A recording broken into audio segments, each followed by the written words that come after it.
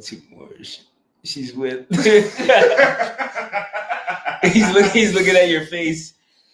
All right. So yeah. All right. So we got 11 in the house. Okay. So I guess we go with 11, right? Yep. So peace and love, Moors. Thanks for joining again. We are at Toledo. Toledo. At Spain, which is a hidden gem that we rarely ever hear Moors talk about. And what we found today, or what we found and discovered and looked at today, was pretty monumental. It's pretty interesting. But do we want to speak about Lisbon first and then come here, or do you want to start here? Lisbon? No? Okay. So, we're gonna just discuss what we found today. Very interesting. So Toledo is pretty much the home of the Knights Templar, and it became the home. Actually, no. To start this, as Emperor, I'll be honest with you, Islam was welcome. I think it's best for Emperor to start with, for simple reason. Yeah. I had no idea what to expect. I had no idea where Toledo was, Me too. or kind of like what the significance to our history or the heritage of Moors. So I think that it's best for Empress to kick off, because it's really down to her that we're here, and her erudition. So I think it's best for Empress to start off. Is that right? All right, thanks. So Islam Moors, I would say that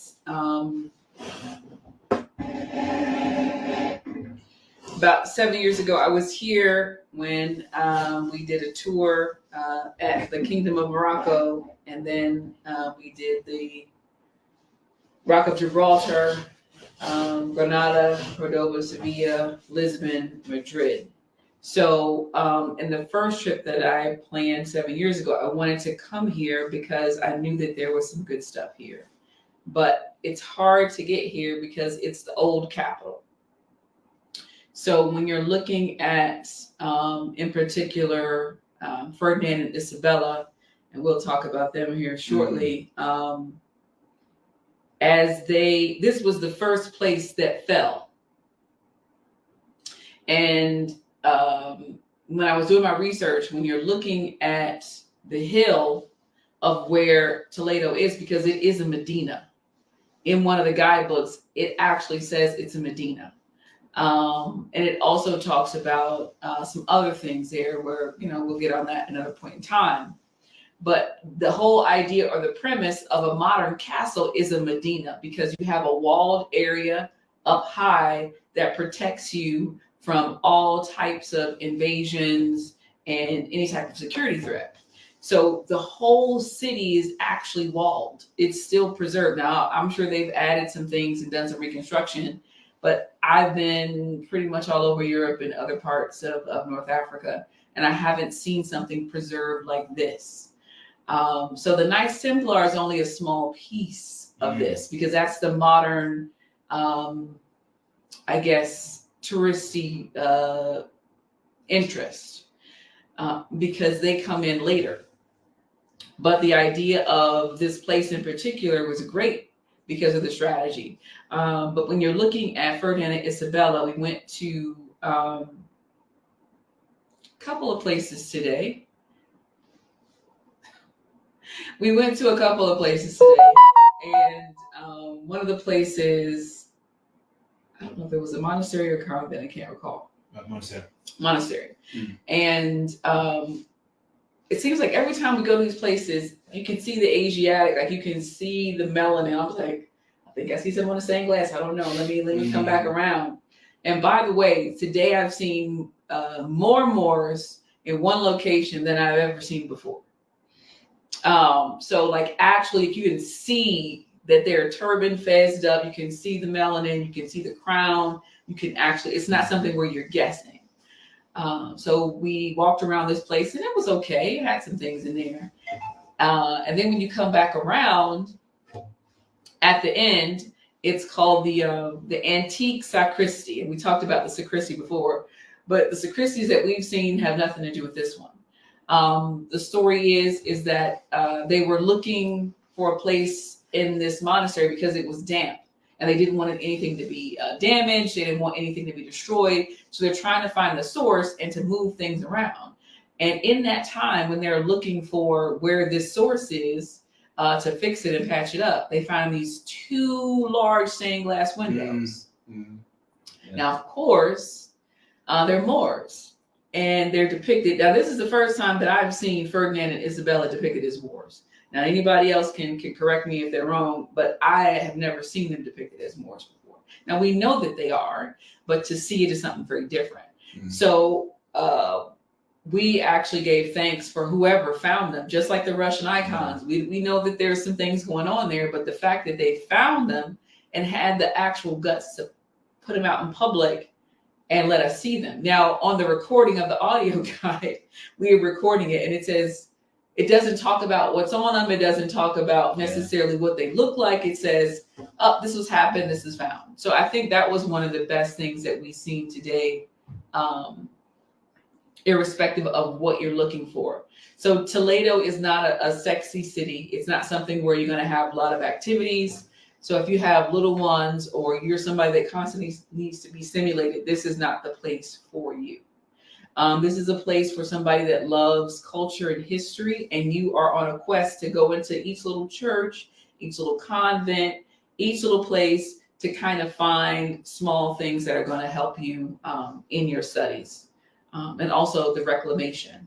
So we hear a lot about the Reconquista, right? But this idea of one of the reasons why we decided to come together was to reclaim things, not just in like a vain sense or something that's online, but to do it in the spiritual and the divine aspect of that. There was, we were on a street, Morrow Street. And as we're walking, you can see 2 Moors depicted in a stained glass window as you're coming to this. It looks like a church, and we didn't get a chance to go in there. And after going to the Knights Templar Museum, I'd rather went into the church to see that. But it's something that I'm sure is going to be good. So if they got the Moors on the outside, I can't imagine what's on the inside. So those of you that live in certain areas where you have these old churches, please go. Please go take pictures, take video, get any type of books, pamphlets, notes, images of those things there so that we can preserve them and share them, because it just seems like it's not something that we're happy that, you know, we're getting to see Ferdinand and Isabella and the politics and the war and all that, but they're depicted as they're supposed to be. And not just once, like the stained glass was one, and then we saw another, I saw another image of them, which was smaller, and I think it was also on glass, if I'm not mistaken. But it was smaller, and it was up in a corner, not in the same area, but it was in a different area. That's what I was just talking about. Yeah. But I don't know if that was them. But so to the point, I think it's imperative to do something that's boring. I know that the cultures, everybody has to be, you know, stimulated and entertained. But I think going through the process, and it was so hot today, like smack you in the face like 3 times if you walk outside hot. And Portugal was a lot cooler. It was a lot more accommodating. Like this is North African weather. Spain was nuts. And I think, I don't know, I think for me, I enjoy these opportunities. I love these challenges because there's always something to celebrate, to explore, and to share. So I definitely wanted to say that. I can't read what everybody's saying. Love and peace, Mars. Give thanks, Fujo. So yeah, so I think overall, I think I wanted to come to Toledo 7 years ago because I knew that there were great things here. And we still have 4 things that we didn't get to do today. And we're going to add them on to a little bit tomorrow, but it's so much to see. And so again, if you get a chance to come to any place, again, you don't have to come all the way over here. go in your own area, in your city, in your county, in your state, jurisdiction, whatever. Make sure that you do that, because we were saying, like, when we go to these places and we've seen, Moors depicted in different religious entities and figures, people don't talk about it. So we'll be in there, mouth draw on the floor, like, can you believe this? And everybody walking around like, la-di-da-di-da-di-da. This is just normal. Yeah. You're like, y'all don't see these two Moors sitting right up here. This is Ferdinand and Isabella. So then I was like, who is this over here? So somebody's lying. These two things cannot be true. Mm-hmm. So these two are, and they're in pristine condition, like the style. So if we have any art historians here, we have anybody that's here that is qualified to look at that and be able to look and see, man, no one was like bleached up. There was no revitiligo. There was nothing that was a little shady. They were melanated. And I think that it was important. And we saw people like, nobody said anything. Like, oh my God, how do you guys feel about seeing Moors on the wall? Nope, they just pretend like it didn't happen, I guess. I don't know. But I wanted to open it up to them and get their perspective, in particular, just about Toledo and what they experienced, because they did. Oh, second big find for the day was the synagogue. Yeah. Oh. So when I was doing my research, I remember seeing it, and obviously, they have it where it looks perfect, and they have certain photographers coming in. It's the synagogue La Blanca. So as the Moors had fallen, you still had Moriscos here, you still had artisans here. This is one of the best synagogues that I've seen preserved. Yes. And aesthetically, it's absolutely beautiful. Yeah. And not to mention, when you do go to these places, let me digress for a second, always go to the bookstore. That's one thing we always were like, hey, make sure we go there. And we were always talking about, did you see this book, or did you see that? Because it helps us, like, oh, I need to check that out. So I think it's imperative to make sure you have evidence. Like, you be able to say, look, this is what this said. This is from here. And this gives us a whole different talking point. Yeah. So you can't be from a culture that's uncivilized. You can't be from a culture that has no authority, especially divinely. And for those of you that have your problems with Christianity, remember Noble Drew Ali said some of the best Moors are in church. And so these Christians, and in their battle with our brethren, and we actually another good book today, Christian Moors and Jews in Spanish. Yeah. So all of these groups at this point are fighting each other. We all look alike. Yeah. Like, and it's one thing to know it, and it's one thing to see it staring back at you. I didn't get a chance to talk about my Mexico and Peru follow-up trip, but there is an image of Carlos Quinta, the fifth, in Peru, in Lima. Now there's two. There's an amalgamated one, and then there's an authentic one. And he is the grandson of Ferdinand and Isabella. So when we talk about Christians in this sense, like they're separate from us, or even saying Jews are separate from us, we have missed the whole boat. We have missed the standard. The standard for architecture, the standard for science and academics and beauty and culture is Moorish. Yep. Point blank, period. Yeah. There is nothing that people can try to say that is going to take that away, because it's fact. Yep. Baroque, anything that's revisionist, anything that's Mudajar, anything that's saying Islamic, anything that they're saying is Renaissance. And even some of the things that they're saying are Roman cannot be Gothic. Yeah. So we're talking about our culture. You set the standard. Well, your ancestors set the standard. And if you are who you say you are, then we need to embody those levels and standards of culture. Mm-hmm. Like the standard for beauty is Moorish. The standard for intelligence is Moorish. And I think seeing so many Moors concentrated. And actually, we started the day going to this beautiful gate or bridge, and sometimes you'll hear it called La Morena, or ignorantly the Black Madonna, right? So we came in, and I'm like, okay, this is going to be interesting, because we're already looking at her as we come through, and then the crown. She was behind the crown, so she's like the source or the foundation for the crown.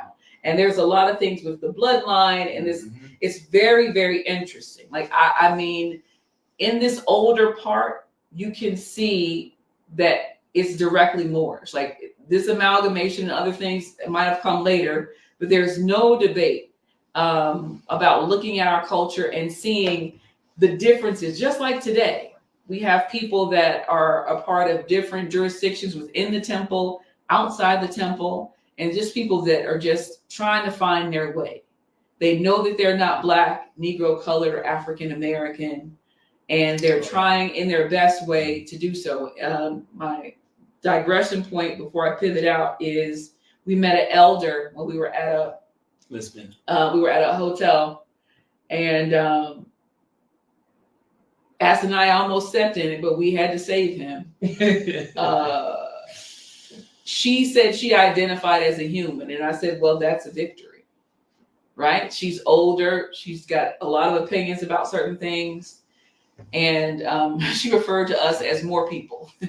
Yeah, her son called her on FaceTime. Yeah. And she said, yeah, I'm hanging with some more people, some more people friends or something like that. Yeah. Yeah. So just to add that as the context, like looking at this cross-culturally, we are the standard. So if you go to Mexico, go to any part of Central and South America, Moorish architecture is there. You can Google it, look at the sources.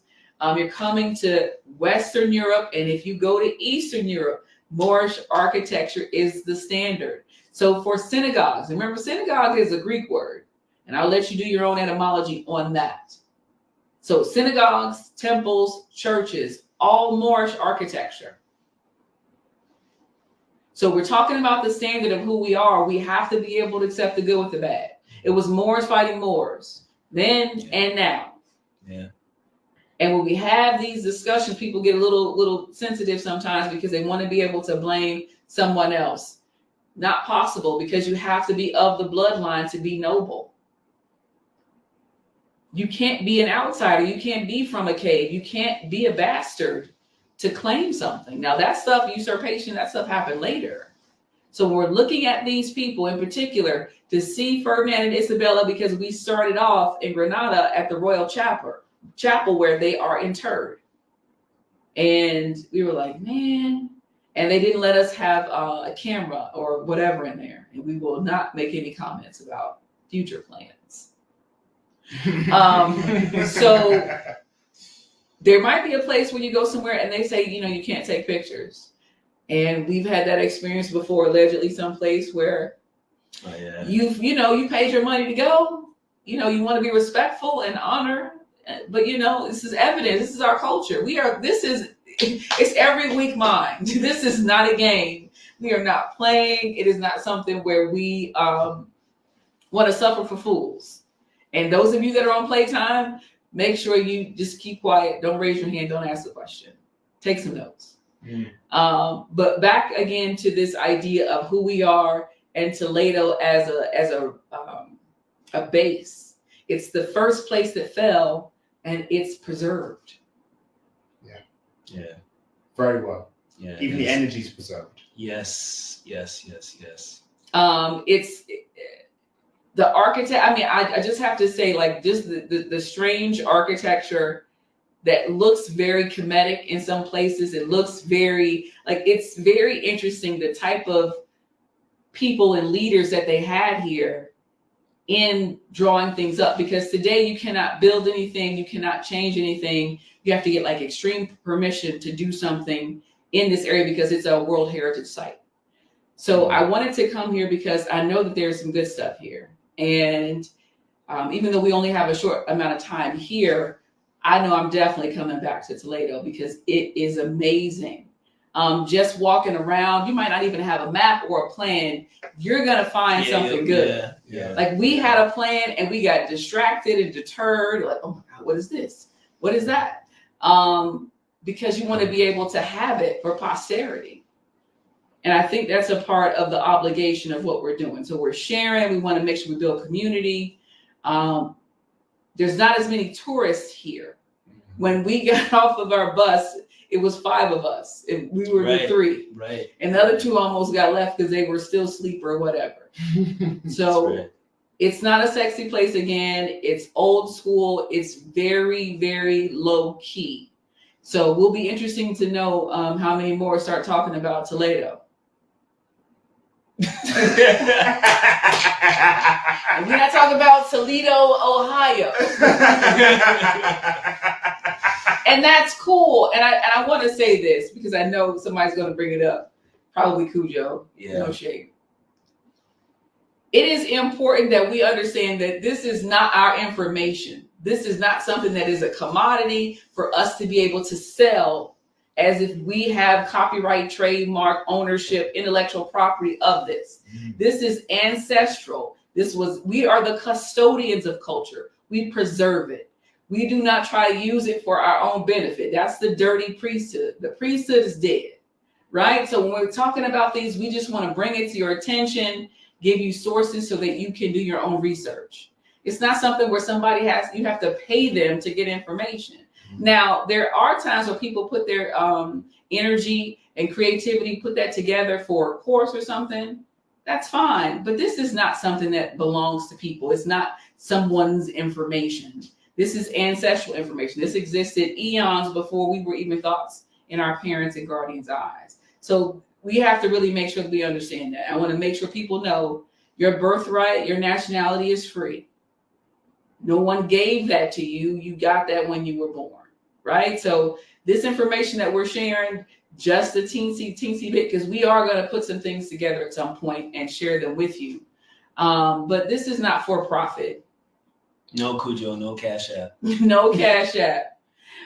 Because Noble Drew Ali brought us the idea of a universal prophet because we needed him the most. He doesn't belong to just people inside the temple. He just doesn't belong to Moorish Americans. He's a universal prophet. And so we look at this, we want to have a universal mindset where we can talk to people all over the world that are interested and like-minded. We're not a beggar nation. I want to keep iterating that. We're not asking for anything. We are sharing our experiences and building and hoping to make friends and have great connections. But I think in that vein, travel, please go to your local places. I knew I was going to see some good stuff. I didn't know I was going to see all the great stuff I saw. Just today, we started at 12:30. Well, technically probably like 1:30 because we kept walking up this hill and it took us a long time to get there. But we saw great stuff in 7-8 hours. So tomorrow we're going to get an early start. We're going to make sure we have breakfast because it's going to be a long day. But anybody have any questions? Because I'm about to bounce out of here. Or any of the more you guys want to camel back off or add on anything? I'll just say, just coming back off of Empress's wisdom. First and foremost, I think Empress is being a little bit too humble. Her knowledge and her passion, and not only for architecture, but for the reclamation and just our culture, has really carried us. And I think I've said it to her, but I really thank you for that, Empress, because there's so many gems here that could have easily gone undiscovered.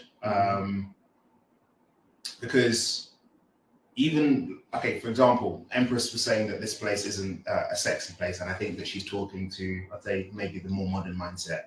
There is so much to do. There's so much richness here. It's unbelievable. Yeah. There's a peace that you get traveling around this city. Even it can't be compared. There's a gentleness and a strength to this place that's unbelievable. Yeah. And energetically, there's one excursion in the entirety of Toledo, apparently. And I did it. It was a zip line. I'm saying that to say that. And I messed up and I had my finger over the camera. It was hot. My phone was burning up. I couldn't see, and I didn't want to drop my phone or his fizz. So it's my fingerprint. 2 seconds. And even that, to the point, but I think that actually makes the destination more special because, yes, there's that a little bit of fun to engage with, right? But in terms of, I think that even goes to the idea of preservation, in terms of you don't want too many people. You don't want too many things here to attract too many people, the wrong sort of people. Right. And more just typed in the chat, information is sexy. And I think that's where we're at, in terms of we were walking up streets, and yeah, apart from the blistering heat that we could only compare to Blistering. Cartagena. I've been in East Sahara and West Sahara, and a camel would have been a little bit cooler right now. This is crazy. This was definitely it was Cartagena. Cartagena heat, and we were walking around today, and every step was a piece of culture. For example, and what do we mean by that? Empress was talking about the buildings. We were walking through the streets, and we could see tile work that was clearly Hebrew. There was there was little menorahs and Hebraic script, which we know to be Aramaic, all over the streets. Now, at first we didn't know whether or not it was sort of like something that's stylistic or a mishap, or even potentially a mishap. Yeah, for Sheldon's point. Yeah. But we went inside a monastery, and they were showing a picture of or a depiction of Jerusalem. That's what it said at the bottom. But it very much looked like the structure of Toledo. And I say all this to say, in terms of, to Empress's point, in terms of you could see this was the first place to fall. Why? Because where you go to other places, like for example, Granada and Cordoba, they have Jewish quarters, which we know them to be the Sephardic quarters. Mm. The entirety of Toledo is the Jewish quarter. Interjection. Pardon my interjection. Forgot to talk about the Fez. Oh yeah, man. That's so. Oh my God! I just Yeah.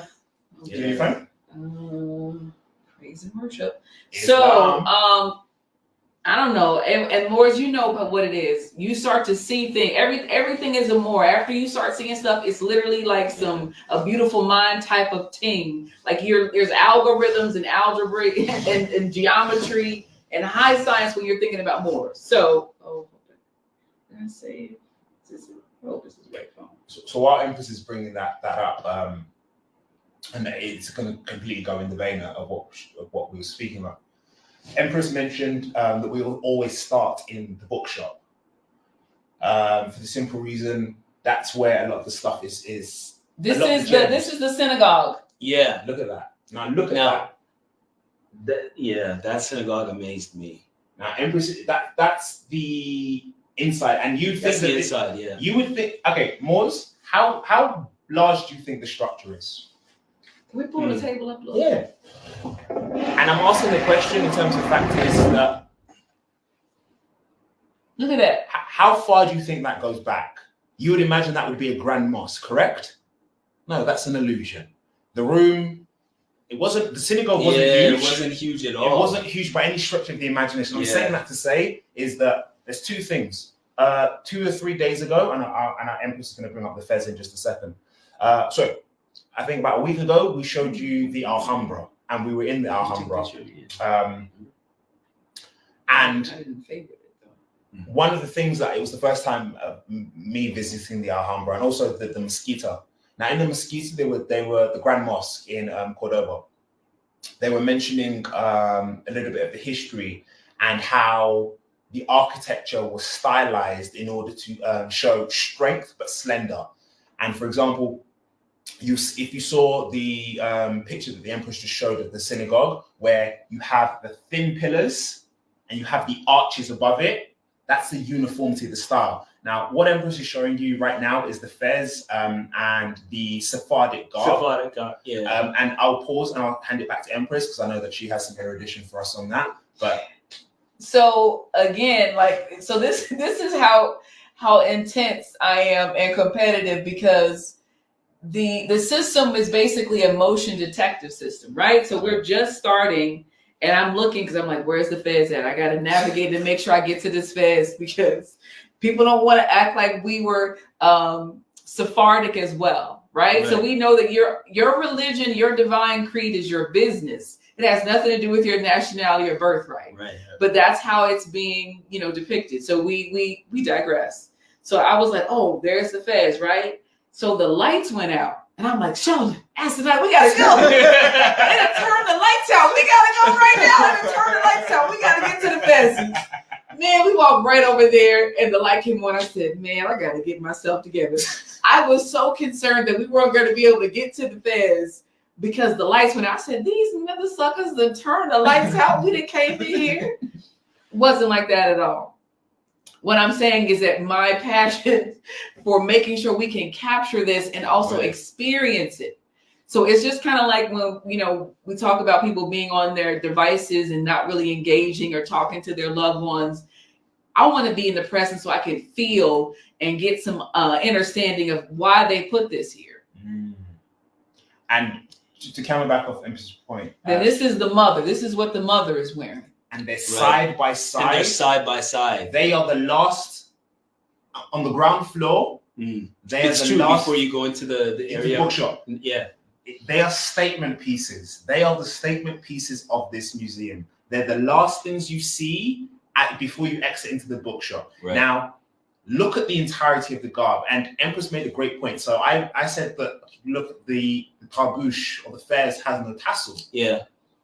And Empress says that makes it actually more authentic in terms of for the time, because if you're going with the Sephardic tradition in terms of they wouldn't have had the tassel. And we were able to see how, again, that tradition shows up elsewhere, should we say, in terms of, because then when we were in church, has the navel, right? When we were in church, the fez does have the navel. When we were in the monasteries, you were able to see some of that tassels on chairs and so on and so forth. So I'm saying all this to say in terms of, and I always say it is, you have to know it. I've always been taught, you have to know a thing to know a thing, right? You have to be able to recognize what is it that you're experiencing, what it is that you're dealing with. So, position myself adequately. So, it doesn't matter where you find yourself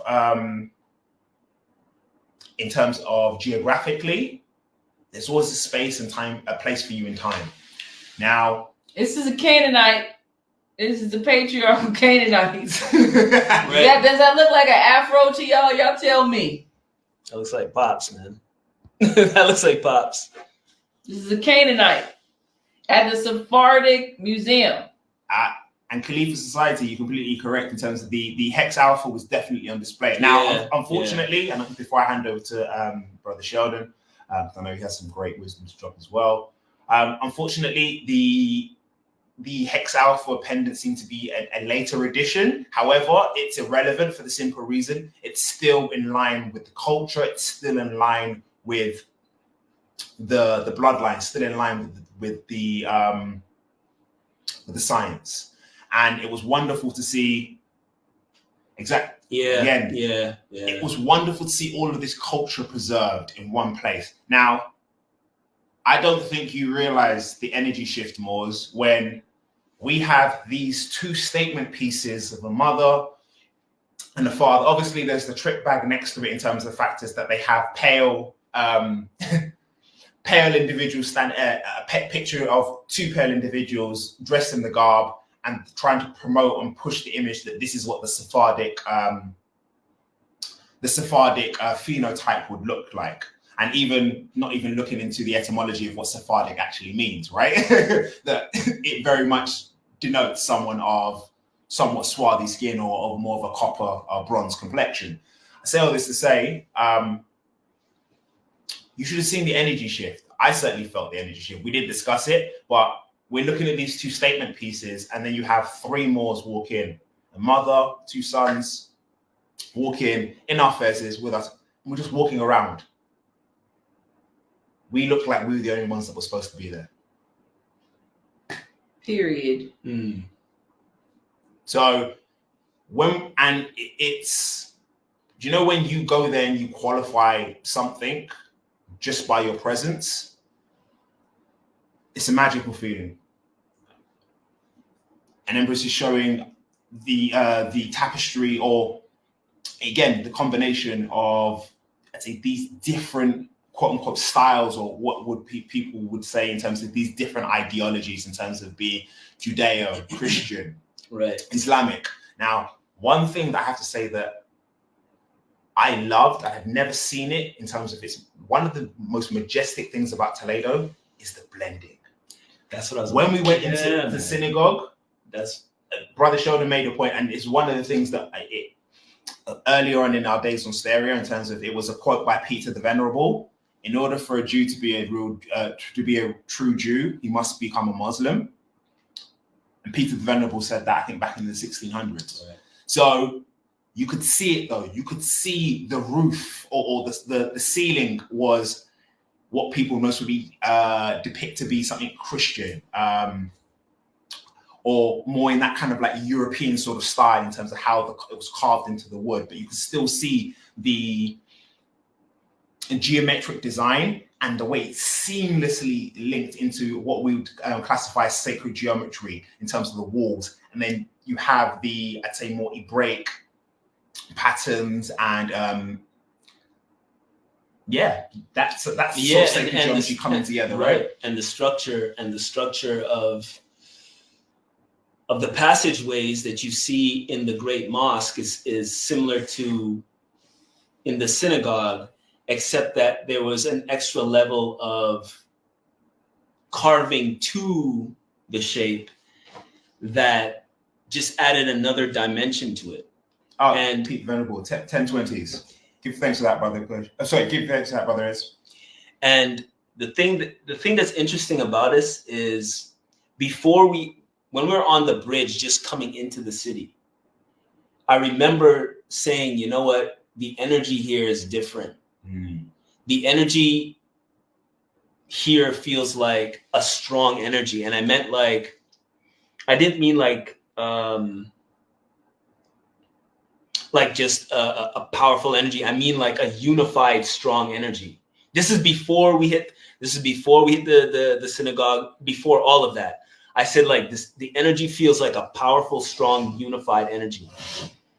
And as we walked, and then when we got to the synagogue, I was like, okay. And this permeates throughout the whole city. Exactly.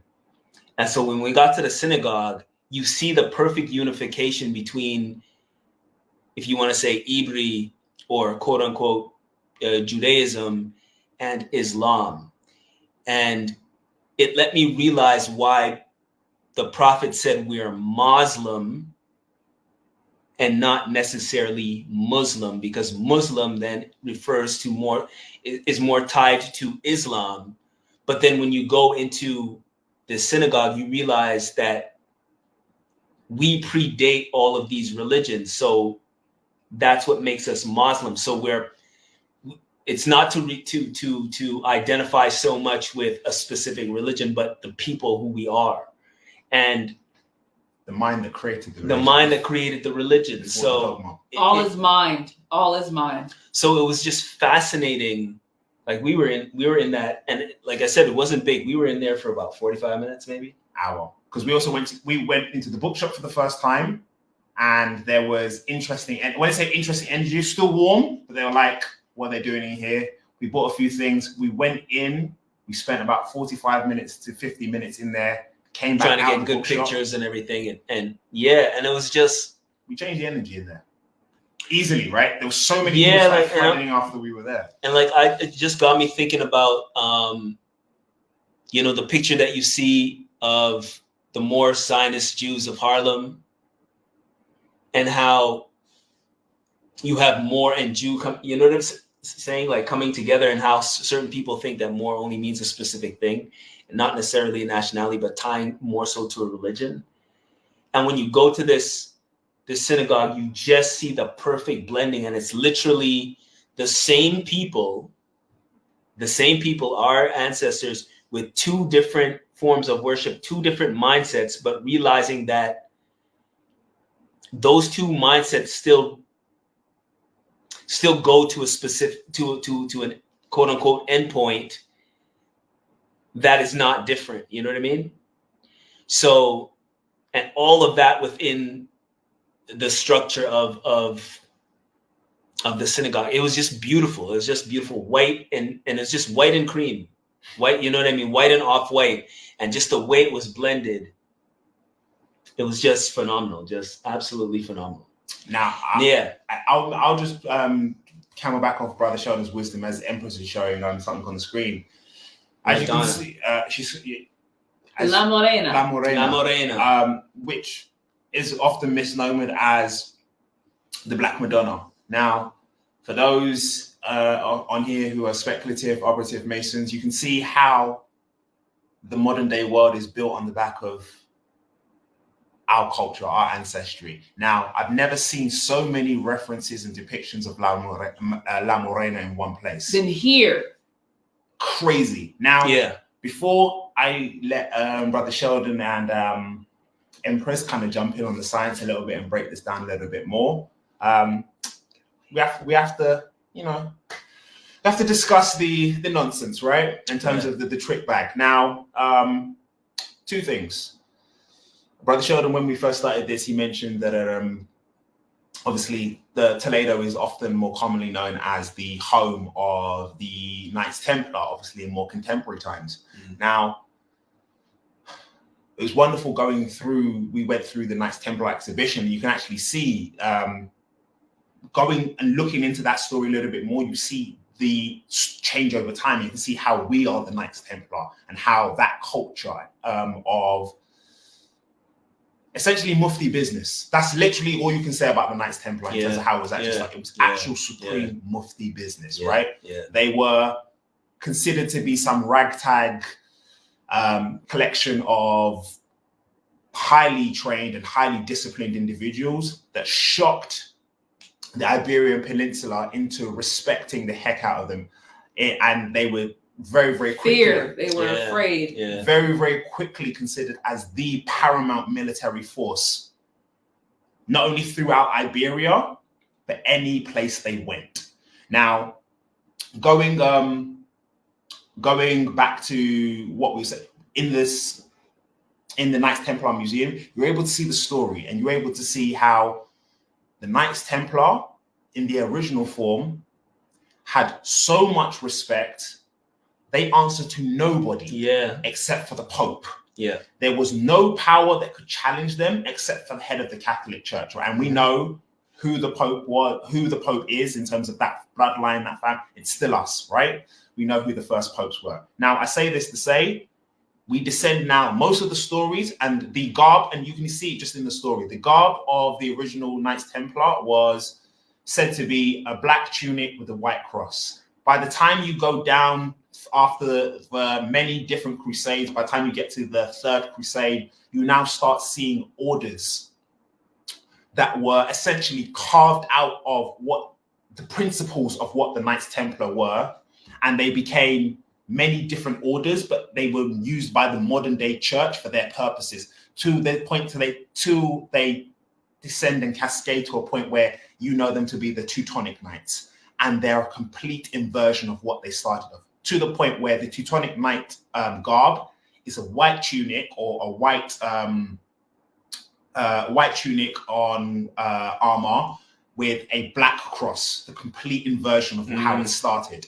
Now, I say all this to say, we are seeing many men of the cloth, should we say, walking around Toledo in their garb, essentially depicting the Knights Templar, full black garb with the white collar. Interesting. Next time you see a priest, you now know who it is that they're referencing and who it is that they're channeling in terms of their power. But we see them walking around, and you can definitely tell that there's still an energy of affiliation here. And I say all this to say, in a very roundabout way, going back to La Morena, when we walked into the church where we found this beautiful picture of La Morena, Empress was outside, I think, just gathering some bits and pieces before she came in. Brother Sheldon and I went in first, and I just sat down. Now, guess who walks in? A so-called man of the cloth. And for some reason, and it always happens wherever we go, maybe I have karma on the soul plane that says check me for anybody. But Any weak mind. So the man of the cloth came over to me and he intimated for me to remove my fez. And the interesting thing is, I was right next to Asaniah, like maybe 1 or 2 steps away, and he didn't say anything to me, which is interesting. So he intimated to me to take off my fez, and I looked at him and I said, "It's religious," right. Which we know that it's more than religious, but obviously in certain contexts you use the most appropriate rebuttal. Right. Said it's religious, and he basically tried to intimate that, this is a house of worship, so on and so forth. So I came over to him and I said, if a Jew, or as we know them to be an Ashkenazim, came in here, would you ask them to take off their yarmulke? He said nothing. He then responded that when he goes to a mosque, he takes off his shoes, which is completely irrelevant because we know our culture in terms of the removal of your shoes is a sign of cultural respect. You do that everywhere because I'm sure even our cultures, there's certain cultures, you don't wear clothes inside the house. You don't wear outside clothes inside. Right. So I say all that to say, my rebuttal to him again is, if you went into a mosque, would they ask you to remove your garb, your priestly garb? And suddenly, exactly what it is, you wouldn't ask a Sikh to remove their turban or even their blade. Right. It's impossible. Right. Again, they're trying every weak mind. And suddenly, after I made the point to him about the yarmulke and also the point about his garb, he suddenly didn't understand. He didn't understand. He suddenly didn't understand English anymore. Right. And he said, and he walked away. He was definitely affiliated. Now, I say all this to say. Exactly. That's exactly. Shoes aren't affiliated with religion like that. Like exactly. And that was my point, because I remember when he was saying that to Asaniah, and I said, like, look, I was showing him IDs of like, this ID, they're all like all fez. All my IDs have fez in it.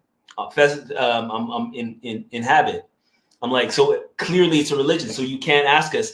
And then he saw that and he still turned to Asaniah. He never said anything to me, strange enough, maybe because I had the turban wrapped in it. I have no idea, but he didn't say anything to me. He didn't say anything to me because I hadn't heard him talking to him, and I was like, well, let's go see what this is. Right. So as I was coming around, he looked at me, and then he looked down and he went away. So, these are those things we were talking about, being uncomfortable, right? So we've had this is probably the most positive day in a very, very long time, not because of the heat and just, beat you down where you're not even trying to take any type of aggression, or you're not expecting the worst because it's really not that many people around.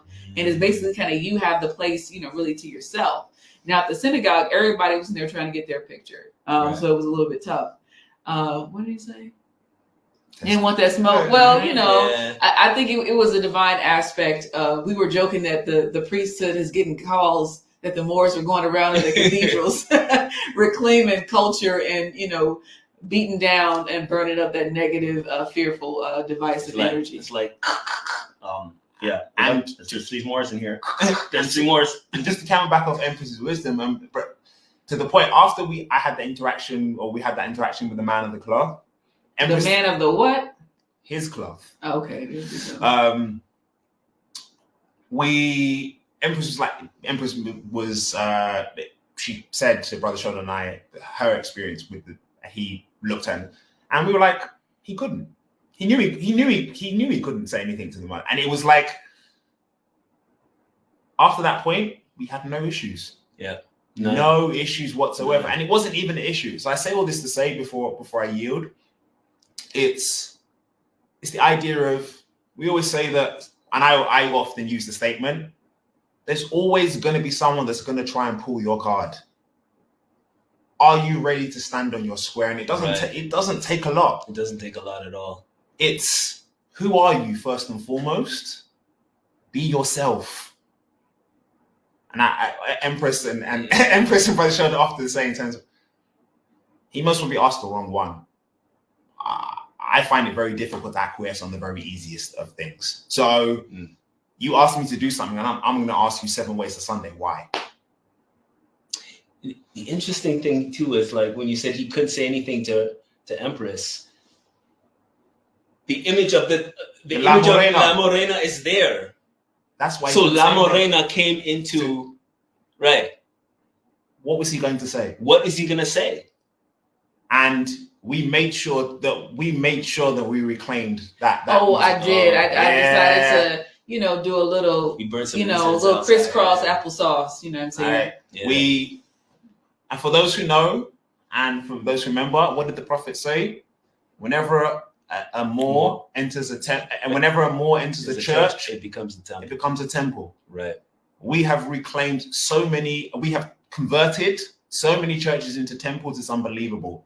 And the rituals that we have done, they'll resound throughout time. Why? It's because it's not by your own power.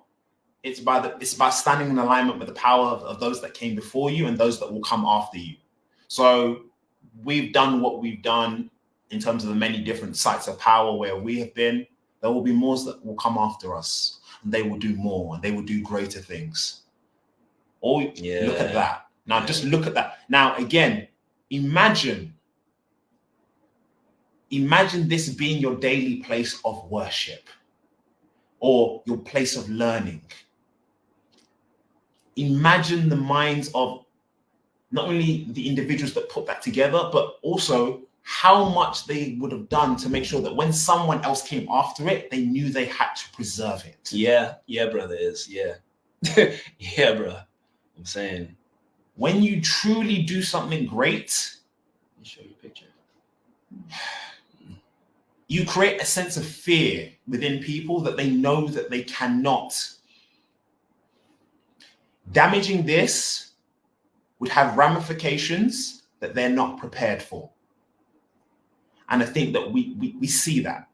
That's one thing that I would say before I yield all throughout my journey in terms of fact, they have no choice but to preserve this, because ruining it would be detrimental. And I think that I saw that in Spain.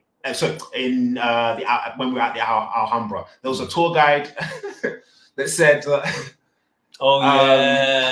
before the Alhambra was restored, that those that came before were pulling pieces of wood from the doors, right, and using them as bonfires because they were trying to survive. Now, he said that's not vandalism. It's not vandalism; it's survival. And if that's not the most asinine thing that I heard that day, I don't know what else is. But I say that to say, in terms of fact, is just look at the power of our ancestors and look at the power of the wisdom and the knowledge that of what they instilled. Okay, there was a point in time that they were vandalizing it and using it for firewood. In order for Spain to rise again, they needed to restore the Alhambra. It is the largest and single most lucrative attraction for the entirety of Spain. It feeds everything. Madrid is nothing without the Alhambra. Barcelona is nothing without the Alhambra. And I'm going to yield. I'm going to let Empress drop bars on this, because this... Ferdinand and Isabella, y'all. Ferdinand and Isabella. And in this picture, they're a lot lighter than they appeared in real. They're not super swarthy, but they're not super swarthy. But we can definitely. So you're not making any mistakes about this. So you can see here. There you go. You can see here when you zoom in, the context. And so what I just want to reiterate is that the standard for everything is you, because you set the standard, because you're a custodian. Your job is to preserve. So it's almost like you have to almost be impartial. You have to follow the principles. So that's why the prophet is making sure that we have application. So we have lots of people that want to have verbal masturbation sessions where they love to hear the sound of their own voice. But what are we doing to apply? What are we doing to build institutions? It's not enough just to say, don't go to college and don't do anything. What do you have to offer that allows the next generation to take their place amongst the affairs of men, right? So we're talking about Moors. This is a Moor. This is Ferdinand. Maybe a dirty one at that, but still a Moor. So in the same building where they're here, and we in there having all type of asthma attacks. Like, oh my God, can you believe this? And then we're gonna his cousin wife, Isabella. Now they always refer to her as a Catholic. Yeah, that's true. So they always say Isabella the Catholic. So to me, that means she converted. But I don't have any evidence to substantiate that. They say Isabella. Now we know that there are multiple Isabellas, right? Mm-hmm. So because I think Charles or somebody else had married to an Isabella. But so the point is that they refer to her as the Catholic, which means that there's another one, and or she also converted.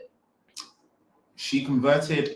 We were listening to the voiceover. So she, and to Empress's point, I won't conflate, but it was said one of the stories of Isabel that after the fall of Toledo,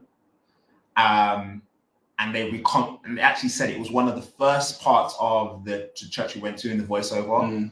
After the fall of Toledo, and when they reconquered Granada from the Moors, it says it. Yeah. In the voiceover. Yeah. They settled with actually moving the seat of power to Granada, and that Isabella changed. She converted to Catholicism, and she changed her name to Juan and her daughter's name to Joanna in honor of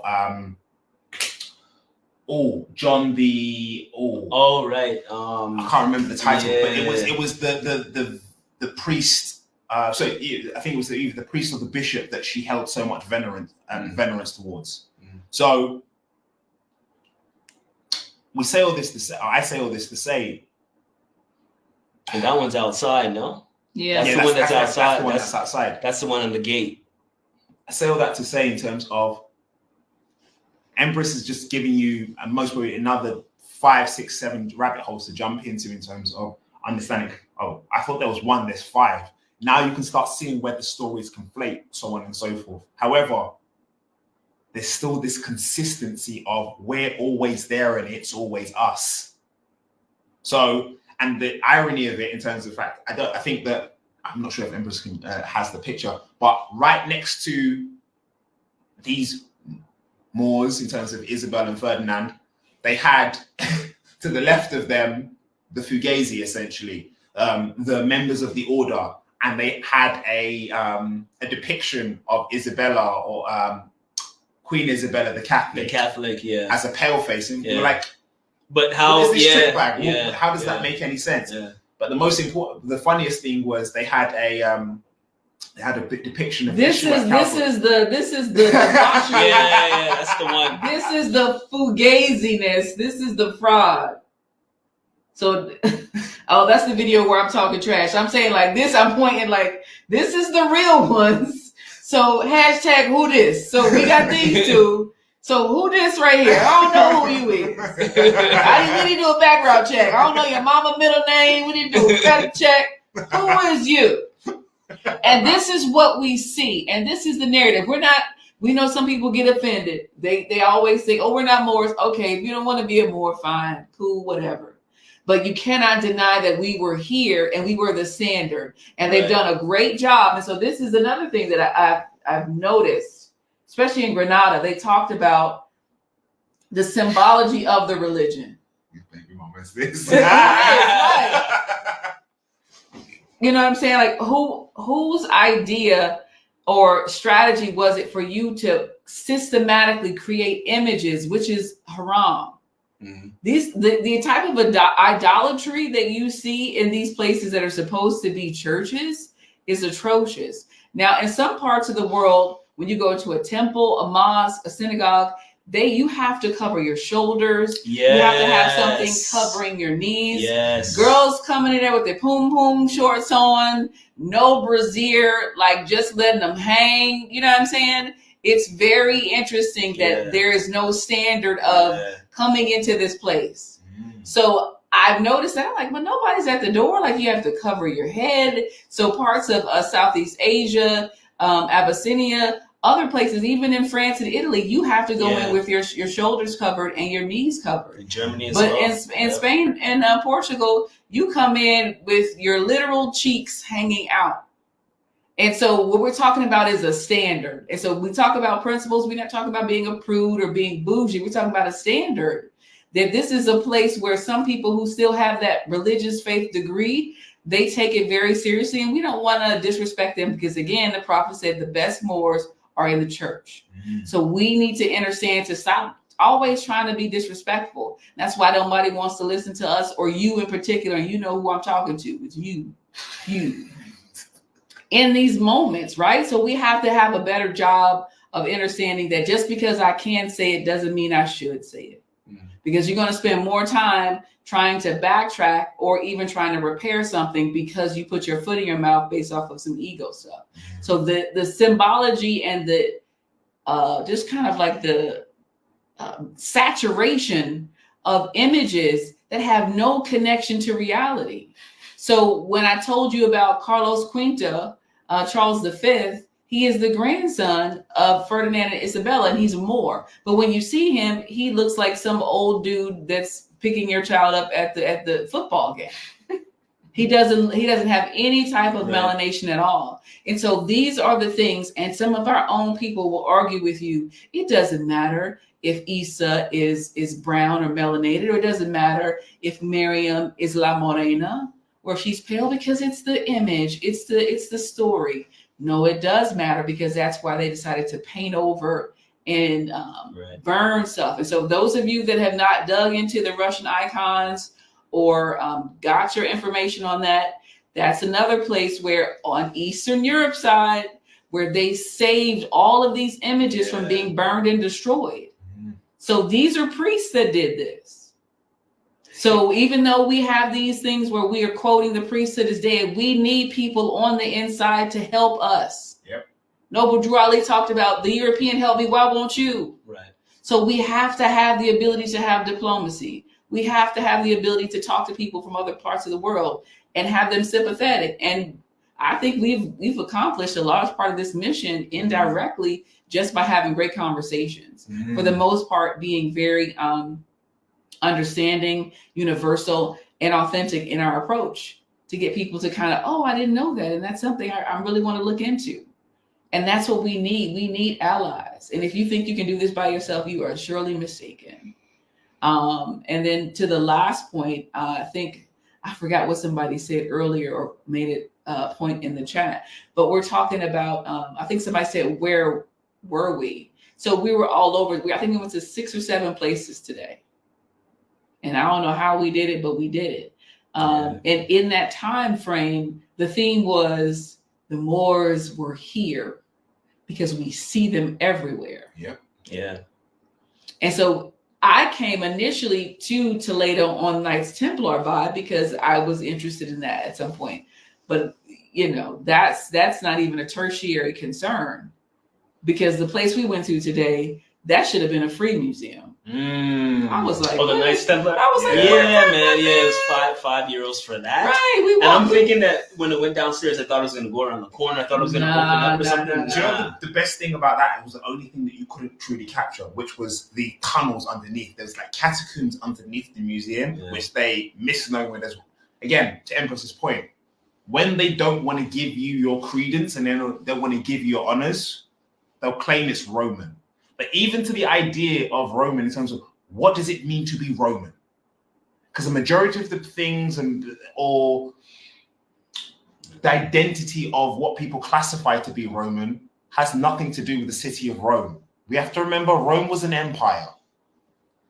Rome was an empire that spanned from east to west.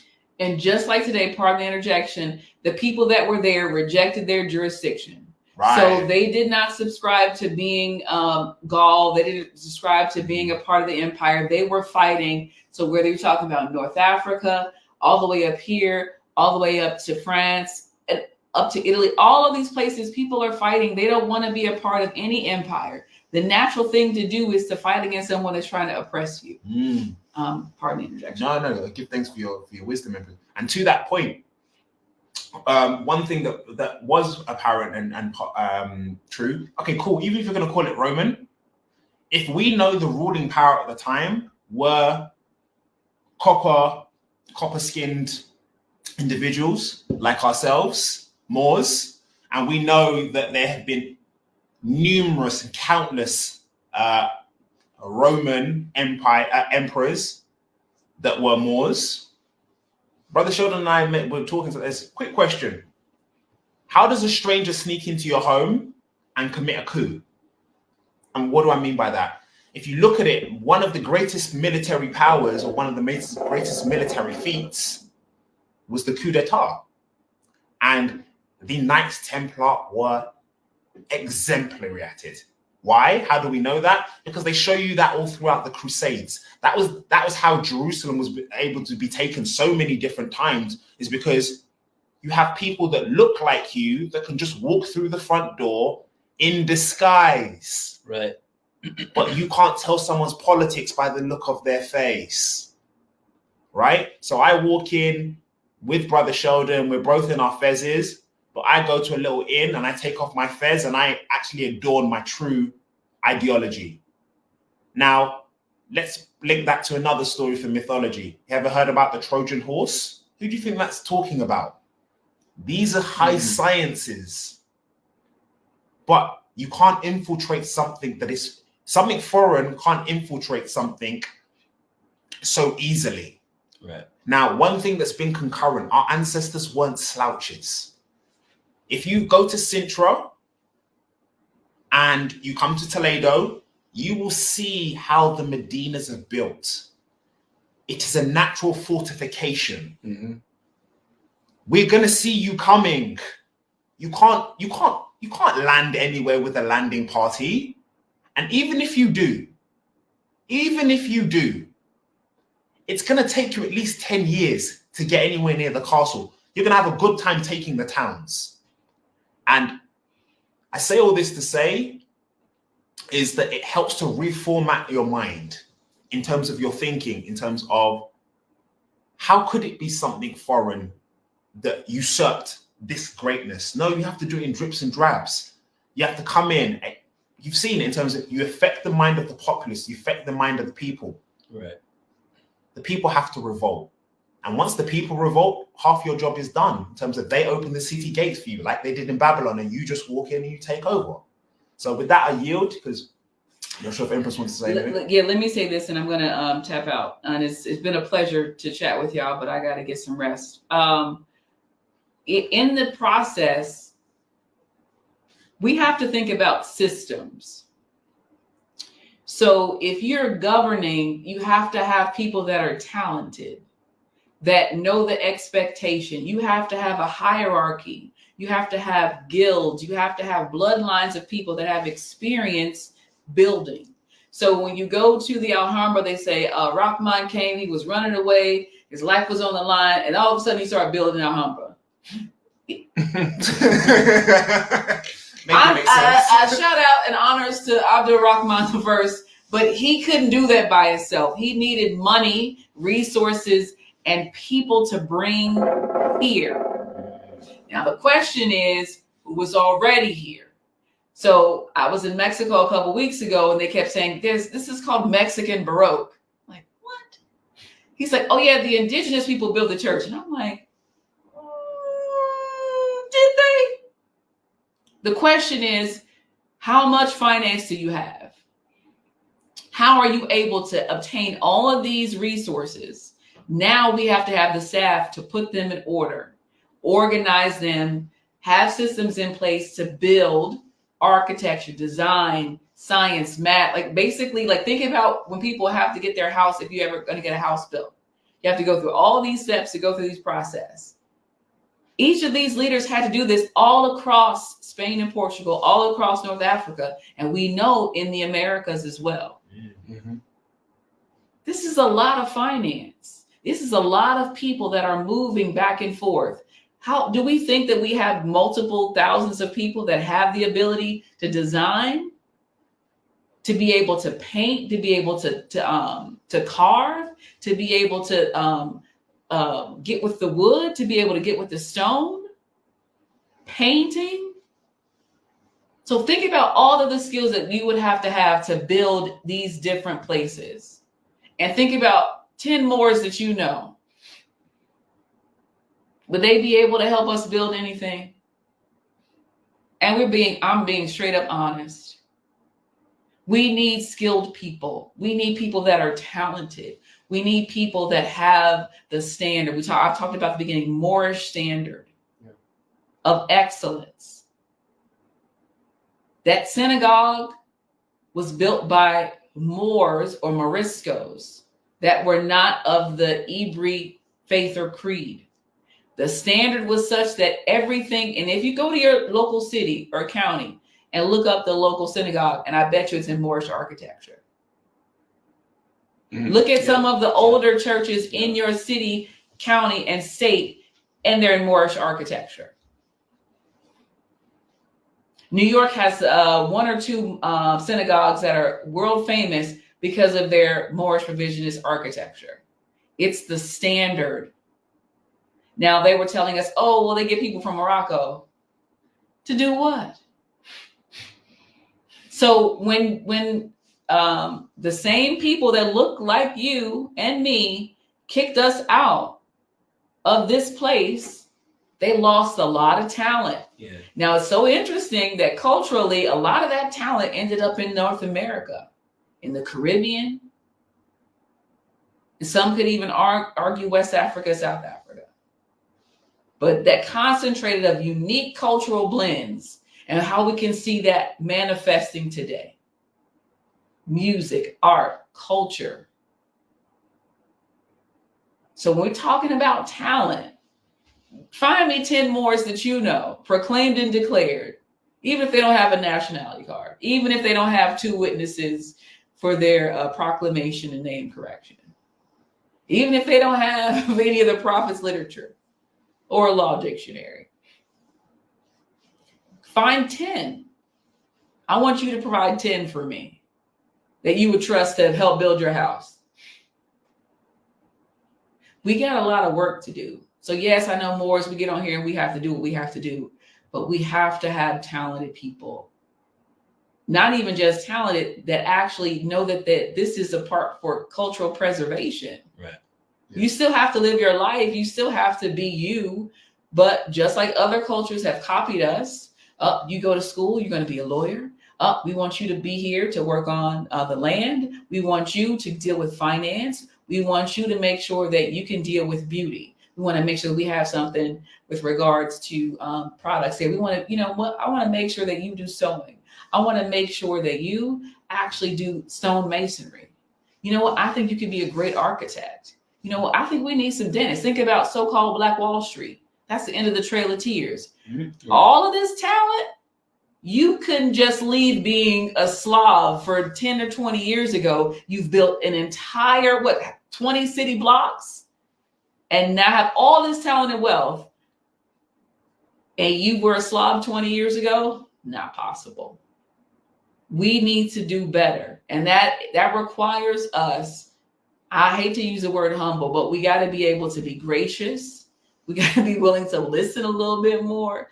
And we got to be willing to talk to people that you're not comfortable talking to, or just having just a regular conversation about life. Mm. Mm. Yeah. That is how nations move. We are not a beggar nation. And we do it just off of the strength of culture. We know that the Japanese like this.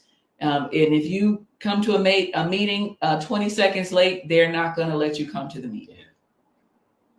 If you, we were talking about this with one of the sisters we met that was gracious, and she's handing us, and she's doing it with the right hand. And those of you that have been to anywhere east of West or Central Africa, this is how you do things as well. So this is culture traveling all the way up over there to the east. This is what you do when you're giving something. With two hands, and there's 2 ways of doing it. Yeah, this is one way, but the one hand is touching the other, so it's still 2 hands. So sometimes they give it like this, and sometimes they give it like this. And it depends on your age, and it depends on like customary tradition as well. Exactly. So before I yield the floor, I just wanted to reiterate that. I think we have to do a better job of being honest, I do my best to try to give credit where credit is due. And for people that came before and have a unique perspective, because we know Moors be biting and copying and pretending like that's theirs. Now, those of you of a certain age, you already know biting and copying is unacceptable behavior. You want to make sure that you attribute, because we're going to be able to find out where this information came from. Just like today, it's like, man, I ain't ever seen no Ferdinand Isabel look like that. And I'm like, well, shoot, I'll make sure I take 5,000 pictures and ask, who is this lady? I've never seen you before. When Maury Povich says, "Who you are not the father, you are not the mother." That's what I'm asking. Right. You don't believe I yield the floor. And the interesting thing about that too is just seeing the La Morena, and I didn't see anywhere in the church or any information saying that soot made her dark. Like when you go to Montserrat outside of Barcelona, they try to say that the burning of candles and the soot made her dark. However, there's cherubims and seraphims around her that are completely pale. Now, the interesting thing is, like I was saying, in this church and on the city gate, you have her depicted there, and it's just clear as day. And for them, it's no big deal because that's just what it is. And so the way, it just lets me know that the way that we are so, our people tend to be so focused around quote unquote race and so on and so forth. It just lets you know back then it was just about nobility, dignity, and blood and bloodline. Thank you. And bloodline. Yeah, and bloodline. So yeah, man, it was beautiful, man. That was and just to camel back beautiful. we pull back up. Yeah, it was a beautiful. It was just beautiful. It was really, really super ordained. You know, detailed. Yeah, it was amazing. And I don't want to cut your wisdom, bro. Just to camel back off both your points. And I Empress didn't want to use the word, but I will say it because we had. I know we discussed the interaction that we had with the mother from New Zealand, the Maori, yeah, Chantel, right? Chantel, yeah. She made a great point, and it stuck with me for such a long time, and I carried on ruminating about it. She goes, I love my culture and I love my people. Yeah. Our culture's so rich, our culture's so wonderful, but we know that there are those that came before us. We know that you came before us. Yeah. And she was pointing. Yeah. She was just referring and discussing the Moors. Now, I say this to say, backing off of the Empress's point, we know that there are those that came before us. Yes, our ancestors came before us, but it's not just, we can't just pay lip service. We are not our ancestors returned at the moment. We can see it. Look, let's be honest with ourselves. Within the spirit, we are them in terms of strength and spirit and strength of mind, but we have a lot of work to do. A lot has been taken away, a lot has been hidden, a lot has been destroyed. Now, that bit of humility, the space that you leave for grace, allows you to remove the arrogance and the ego out of it, and allows for you to be the eternal student, the eternal custodians that our ancestors were, because the teacher was the highest student. So when you allow yourself to say, maybe I don't know everything, or better yet, in terms of I think I know something about this, but could there be an angle that I'm missing? Or better yet, the best way I found in order to prove your point or to assert your argument is being able to argue your point from someone else's perspective, to show you can truly understand what it is that you're dealing with, the substance of the matter. So let's put the arguments to the side. Why do you have that perspective? Because whether it's been a challenge or whether it's been someone come up and say, hey, I know that. There's very, very few people. I think maybe there's only one. There's only one conversation that we've had that And this was with a modern European that believed that the first map ever produced was by Oh my goodness, by let's not rehash that one. Oh, man. someone in Brittany. I know he's not getting any sleep these last couple of But I nights. say this to say, when you try and understand where someone's coming from, like everybody approaches us in terms of, oh, I like your hat. I did. And the moment we say, oh, it's not a hat, it's a headdress. And we just say, oh, you might be familiar with it in terms of, yes, it's currently very prominent in Turkey or Tunisia. You might know it as the fairs or the tarbouch. Yes, fairs, tarbouch. And then we say, Nama, Egypt, Christopher Columbus, Olmec, Aztec, the Jeep. Whatever reference point allows you to connect with that other person, that's what you need to find. Because trying to argue the point from what you know, what are you trying to achieve? You could have just stood in the corner or an echo chamber and had that conversation with yourself. It's about connection. So if you are too intellectual, and I love what Emperor said earlier on in terms of practice, and too interested in having scholastic masturbation and essentially talking to yourself or talking to people that already think the same way you do, what's the point? We'll never get anywhere. And I'll say this as my final point. For those, because the concurrent theme is about the best, our best Moors are still in the church, as the prophet said. When Isa came, he was nobility, right? And this is how we can always tell the trick bag as well when we're in churches and monasteries and so on and so forth, how they adorn Isa. Isa came to raise all of humanity, but he didn't come to the nobility.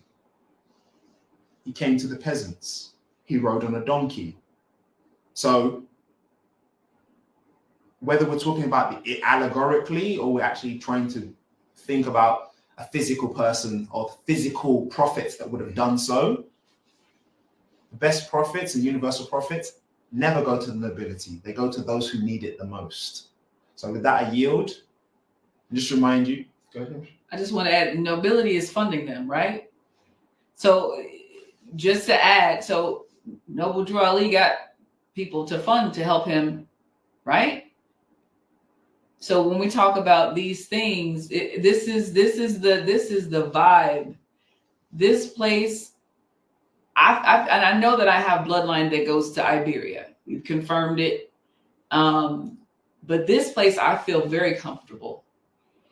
I feel like I knew where I don't know. It's just a different type of energy as somebody that's been to about 60 countries. Yeah. This place feels like when you would go to your aunt's or grandparents' house in the summertime, and you just like, oh man, I can't wait to just run outside and get dirty. They have to make a second bath after, when the street lights come on, like the kind of energy of, we were dying. We hadn't properly eaten all day. We were like, it's like 8 o'clock. Like, we gotta get something to eat. Yeah. We gotta do something, man. We gotta, oh no, I'm good. And it was so hot that we just needed things. We just need water, need a little sorbet or something to get us through. Like we were pushing it and it was really, really hot. Yeah. And I think that energy and kind of like intensity, like I gotta absorb everything within this little bit of time, because you know that you only have a certain amount of time, and that's just a principle of life anyway, right? And so what are we doing to make this time worth it?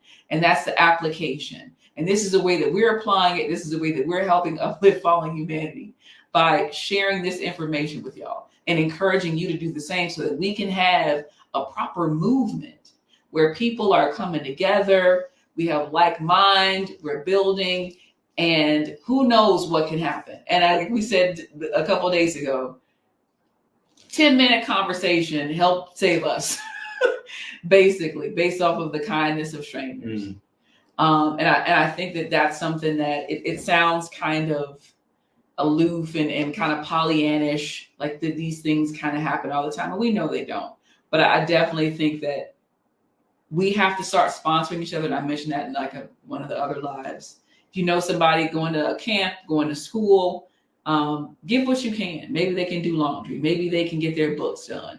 Maybe they can get their hair done. If you know how to do hair, you know how to cut hair, help get their hair done before they go. Give them a shape up. You know what I'm saying? You know how to do a mani-pedi. give them like we need to find ways to support and encourage people to do better. So it doesn't require you to take out another mortgage or get another job. It just requires you to support and encourage people to be enlightened and not turn their to dim their light. You know what I mean? So yeah, it reminds me of the conversation I had with that's Shah saying bonjour Shah. It reminds me of the conversation that I had with Alexander at the Timberland store. So do you want to go into that right now? Yeah. Okay, so it's pretty defined. So a whole bunch of bacchanal happened at Lisbon with missing a bus, and don't need to go into that. Anyways, we were supposed to catch the bus to Toledo yesterday, 2 nights ago. And literally when we got to Lisbon, so it's Lisbon to Toledo, like the bus was right there, and I ran up in front of the bus, like the bus was trying to pull out. I'm like, yo, we're right here, just open, and we could put our bags on, we could jump. And bus driver looked at me, and like if I was crazy or something like that, like, what are you doing? And then he pulled off. Right now,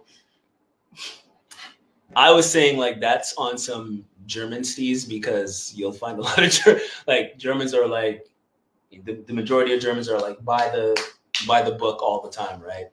So I was surprised that was happening in Portugal, but whatever.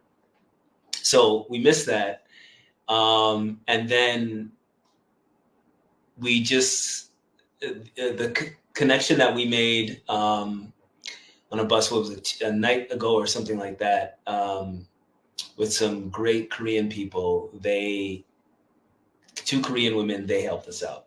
I'll just leave it at that.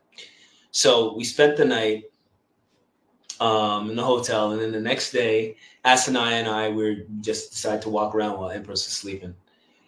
And we went to the mall that was close by, and we were planning to go to the Samsonite store to look at luggage. So prior to the Samsonite store, there was the Timberland store.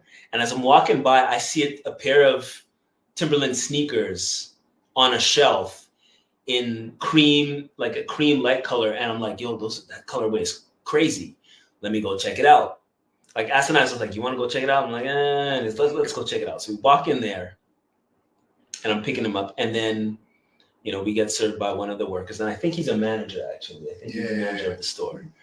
So he comes by, we're talking about, do you want to try it on? And we just start, chopping it up. And, conversation starts about, what we do and whatnot. And he says that he's an artist, like, sketching and whatnot. And basically, long story short, he was going through a rut period. Like he wasn't really sure what he wanted to do. And he really wanted to pursue his art. But then obviously you need to work to pay the bills, and he couldn't balance both things. And what he was telling me was exactly some of the stuff that I went through when I was younger, trying to do footwear design. So I had the conversation with him, and I was just chopping it up and just relating to everything. Like I was like, you're going through this, you're going through that. And he's just like, yeah. So just relating to him. And eventually I was saying, like, I get the frustration, because even now, like for me, I get, frustrated with certain things. Like I get the frustration. But the important thing is to keep pushing forward. And I was like, me telling you this, I'm also telling myself this. And you could tell that when I'm telling him, he's really taking it in. Like he's like really, pondering the information. And because I could relate to him, he's listening to me. If I was just saying stuff out of, pulling stuff out of thin air, he'd just be like, okay, you don't know what you're talking about. But because I could relate to him, he was listening to me. And so, like we found like some common ground. And then like Ass and I was there, like buying a whole bunch of stuff. He wanted to buy this and that, and the dude gave us a serious discount. And I told him about Sakina more, and at that point I was wearing some Nikes, And I said, it's interesting that I come to your store and we're talking about the brand or whatever. And this is the one day that I decided to just wear some super lightweight Nike runners or whatever. So I said, okay, when I go back to the hotel, I'll put them on and I'll come back. So yeah, we went and got something to eat. He went on his break, went back to the hotel, got them, and then came back. And then I was showing him the shoes and I was telling him how detailed it was. And he could say like, yeah, I see the detail. I see the level of detail. And I was saying like, you know, it's handmade, whatever. And then we got to the point where, once again, I was telling you, keep pushing. And he said, he made a comment like he wasn't confident enough to, he has to get his confidence up to like continue creating. And I remember I said like, bro, you don't have to post any of the work that you do. Just create. And the reason why I told him this is because I realized this for myself. Like in this, like most of y'all know, in December, my mother passed away. And y'all have heard me talk about her before, calypso singer, soca chutney, all that, sews, draws, everything, right? So I got her hands.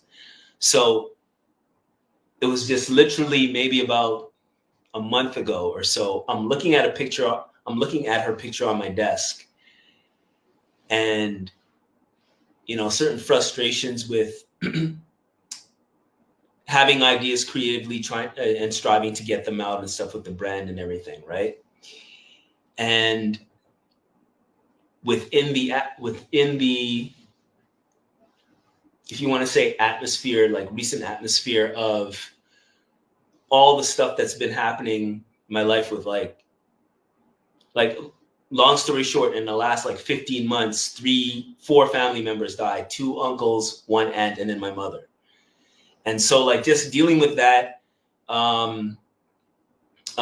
dealing with having all these ideas creatively and not being able to get them out, and me being a person that likes to finish things. So if I start it, I want to finish it. If I have an idea and I start it, I want to finish it.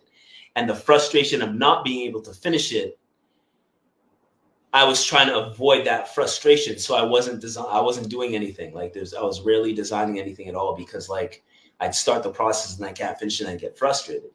So in order to curb that frustration in the last X amount of years, I stopped designing.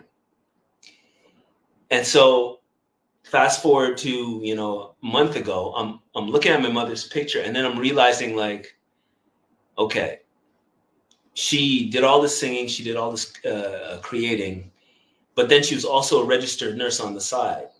So she already won her awards. Like she has all these trophies. Like I don't know if you saw it on Facebook when I posted all the trophies and everything. I posted some dresses that she did. She has all these trophies. And now when she's performing and she's creating her music, she's just doing it for the love of it.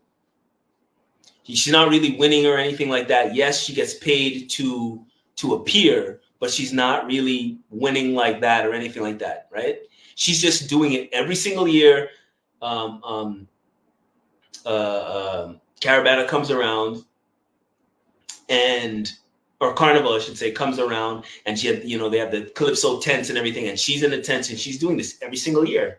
So I'm looking at her picture, and I'm thinking like to myself, you created for the sake of creating, because that's what you love. And I love the aspect of creation. And for somewhere in my mind in the last couple of years, I kind of lost it and just started focusing on the end result, not the whole process.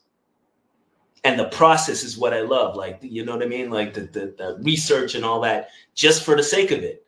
So I had to tell myself like, yo, what are you doing, guy? What the hell are you doing? Just freaking start creating. Go back to creating. And so, that's what I started doing. And I started feeling that joy slowly come back. So now fast forward to my conversation with Alex or Alexander. I was telling him the same thing, like, you need to create just for the sake of creating. And I specifically told him the story about my mother. And I also told him, me telling you this is reminding me about it. That's why I was like, it's like I'm reminding myself. So don't think I'm preaching to you. I'm telling myself, yo, you got to keep creating.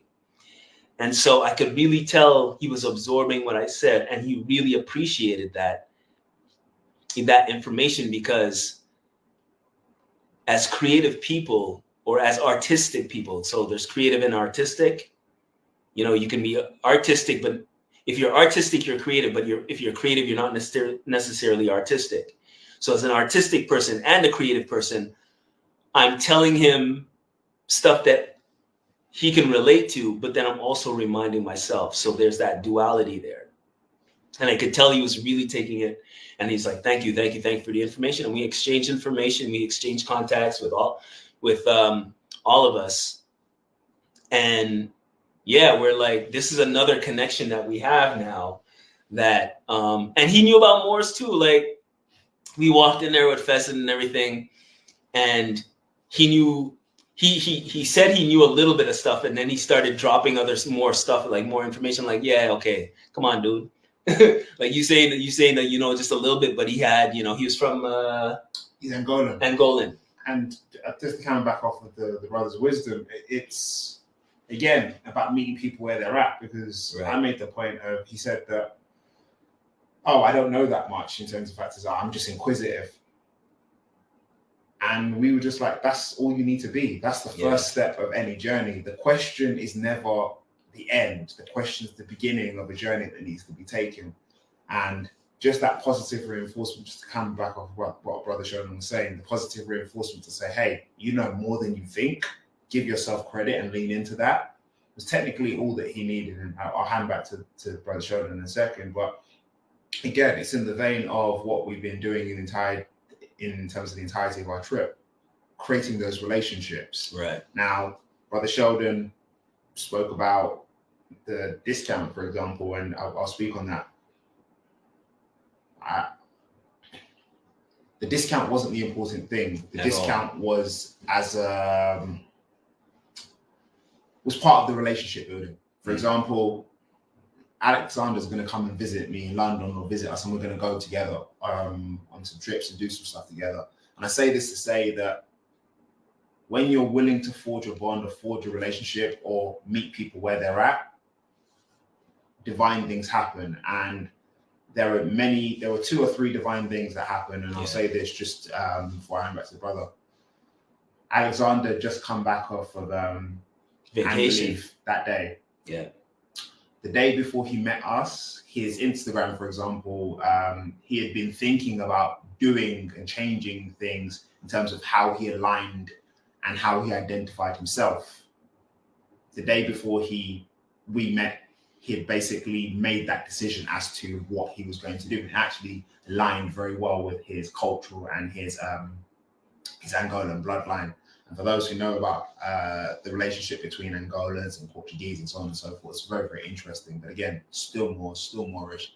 So I'll say this and I'll yield. People know more than you think. So humble yourself, and it will behoove you to find out what other people know. Unconscious, conscious, Morisco, amalgamated, however you're going to try and put a label on someone. It's not our knowledge, as Empress said, in terms of we're simply custodians. And as a custodian, you must be impartial. And quickly, before Sheldon goes in, good people are good people. Yeah. So when you have people that are kind, respectful, helpful, willing to assist you when you least expect it, or just provide a laugh or a shoulder or somebody you chat with about your day, that's what happens when you're uplifting fallen humanity and you live according to these principles of love, truth, peace, freedom, and justice. Yeah. So when you hear, I know 14, 15 years ago when I was hearing people saying it, I'm like, y'all really doing that?